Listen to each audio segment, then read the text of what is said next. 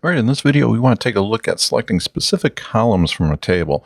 So let's come over here and take a look at the employees table.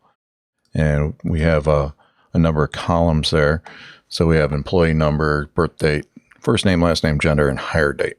So we've been using select star from employees like so, which is just a wildcard.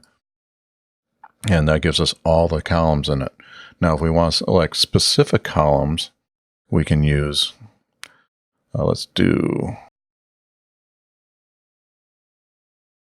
we can do first name, last name from employees. And we'll go ahead and run that.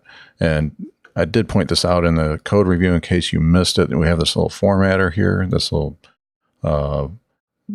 paintbrush looking thing. If we click on that, that's going to reformat our SQL to make it look a little nicer. So this is standard syntax for SQL. So this is a pretty easy way to select multiple columns. I'll show you one more example. Let's take a look at salaries. Take a look at the columns inside of salaries. I'm looking over here on the left side. So we have employee number, salary, from date, to date. So if I do, we'll just do select star.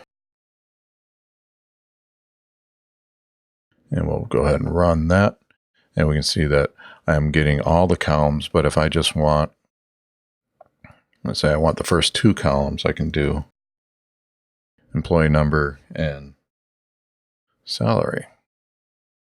And now when I run it, you can see that the result set comes back to just employee and salary.